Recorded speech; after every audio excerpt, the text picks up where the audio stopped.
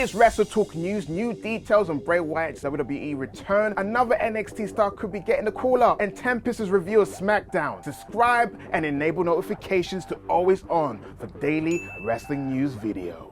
Support WrestleTalk!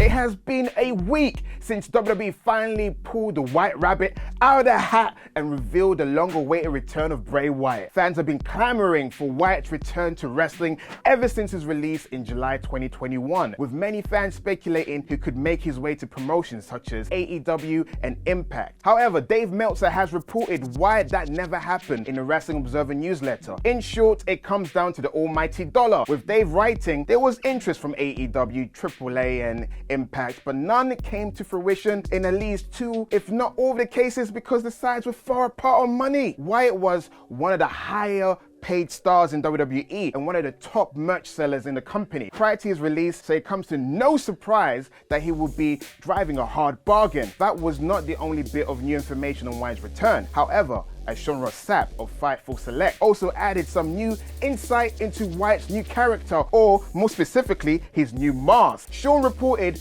early creative plans for last night's SmackDown, where he noted that Wyatt's new mask is being called Uncle Howdy mask backstage. It remains to be seen if this could be a clue into what Wyatt's new alter ego will be called on screen, but it certainly would meet all the qualifications in the creepiness department. SRS also reported that there were plans to have the abandoned Firefly Funhouse set aesthetic involved in the show, but while they did not appear, that could also give us some insight into what we may see from Wyatt in the future. Another NXT star who could be finding their way to the WWE main roster is Cameron Grimes. Finally! Grimes, who is currently scheduled to team with a mystery partner to face Joe Gacy's faction in NXT next week, is reportedly set to be at Raw this coming Monday. PW Insider has reported that Grimes is slated to be at Raw, while noting that he will most likely be wrestling a match for main event. However, it was also noted that it's possible that Grimes could be appearing on Raw itself, potentially looking for a partner for his match in the following night. Grimes had mentioned that he doesn't trust anyone in NXT, but that doesn't extend to all of WWE, meaning he could be looking for help from someone on the main roster. Next week's NXT will once again be going head-to-head with a Tuesday night edition of AEW Dynamite, so it wouldn't be impossible to believe that WWE may try to promote the show a little heavier than usual on Raw, with some integration of NXT talent. When Grimes may make his full transition to the main roster is still unclear. Now, a hot tag over to Tempest for SmackDown. My ears, ow. A big shout out to our pledge hammers, Will, the MS Warrior Stewart, and Nathan, the Street Racing Prophet Ford. We opened this episode of SmackDown with some attempted vehicular manslaughter, as Karrion Kross was in a car crash in the parking lot, the most dangerous place in the Triple H universe, and Drew McIntyre attacked Kross, trying to slam his arm in a car door before being dragged off. We then saw Kofi Kingston make his entrance for his match with Sami Zayn, really playing up the longest reigning tag champs thing to really hit home that this is the current direction of the tag division. Before Sami Zayn could make his entrance, he got a call from Roman Reigns, who told Jey Uso to go to ringside with Zayn for the match. The match then started, and we immediately went to commercial. Boo! When we came back, this back and forth match was ramping up as Kofi hit a dive to the outside, and Sami pushed Kofi off the top rope onto the announce table. They exchanged near falls with the Blue Thunderbomb and the SOS, but as they were exchanging roll-ups, Jey Uso kicked Kofi to turn the momentum and allow Sami to get the pin. It would have been so easy to have Jey cost Sami the match and continue on the path they were on, but Jey putting his differences aside with Sami, even if only for 1 week, adds yet another wrinkle into this excellent story. 4 out of 5. Triple H is backstage with Rey Mysterio, who says that with everything he's going through with Dominic, he just can't do this anymore, and he quits. Trips tells him to think about this and takes him into his office. More on this later. Roxanne Perez asks Raquel Rodriguez to be her pick-your-poison opponent for Cora Jade on next week's NXT, further integrating NXT into the weekly storytelling of WWE. Love to see it. Braun Strowman then squashed a couple of local dudes in quick fashion, but as he was finishing up, Omos and MVP made their way through the crowd, and after the match, MVP basically just said Omos is a better monster than Strowman. It'll be a spectacle, but man, is that match gonna suck.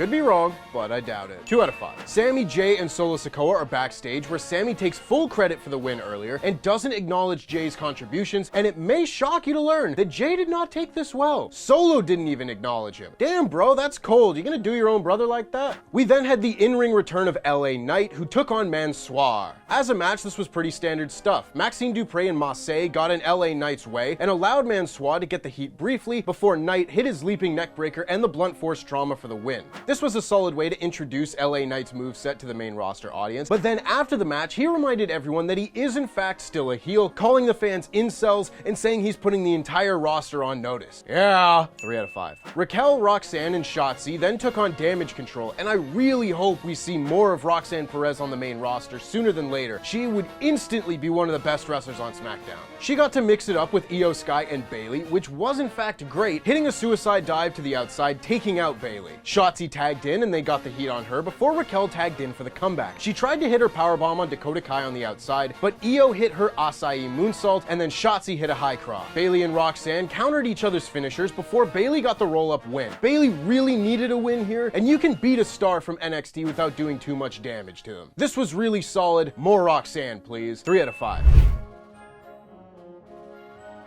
Hit Row then came out, and we had a Bray Wyatt glitch on the screen during their interest. Intriguing. We then got a recap of Liv versus Ronda, and then a Viking Raiders vignette. I'd thought we'd fixed this pacing problem, WWE. Hit Row took on Joaquin Wilde and Cruz del Toro of Legado del Fantasma, and this broke down before the bell with the two teams fighting on the entrance ramp. Hit Row got some brief offense after the match started, but Santos Escobar pulled Ashante the Adonis off the apron, and Zelina Vega took out B-Fab, allowing Legado to double team Top Dollar and get the win. There really wasn't much to this one, and I love both of these teams. 2 out of 5. Sonya Deville tried talking some mad shit on Liv Morgan backstage, and Liv was having none of it. Liv beat Sonya's ass and put her through a table with the senton off the scaffolding of the backstage set. This was a really effective segment, showing that this loss did affect Liv in a big way. Very often in the last few weeks, they've been doing a lot more tell don't show with Liv Morgan's character, but this was a great example of show don't tell. We then had the Fatal 4-Way to determine a new #1 contender for the Intercontinental Championship, and we were told that Karrion Kross would not be able to compete due to injuries he suffered earlier, and he would be replaced by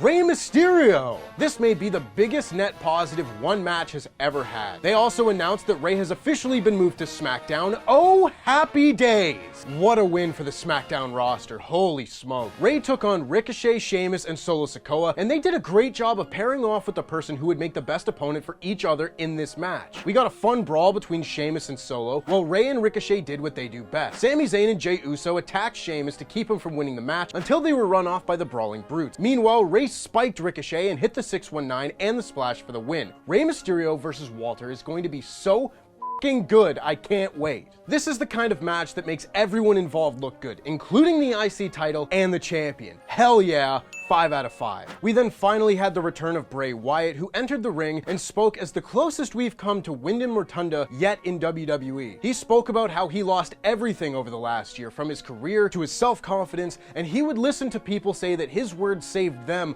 but really it was the fans that saved him. And just as he went to thank everyone, he was interrupted by the big screen playing a video of Bray in his new spooky mask, saying we don't know what we're dealing with, but we will, before the show abruptly ended. We'd been wondering all week what this new character of Bray Wyatt would be, and while we certainly don't have the full answer, we definitely got an introduction. It seems like we're going to be getting more of a split personality character here, similar to Mr. Rogers Bray and The Fiend, but rather with a much more human Bray and whatever this new masked persona is going to be. This was a lovely little appetizer of what was to come, and it did a fantastic job of making us want to tune in next week for the next chapter. 5 out of 5. Overall, this was one of the better episodes of SmackDown of the Triple H era, no doubt. Good wrestling, solid booking, new faces, a lot of things really felt fresh here, and that is a very good thing. Not everything on this show was perfect by any means, but I'm gonna give this SmackDown a 5 out of 5. They did a lot of things right this week. Of course, no Rampage review this week with Pete off today, but you can hear Sat and I give our full thoughts on the debut of the Kingdom in today's SmackDown and Rampage podcast. Until then, I've been Tempest, and that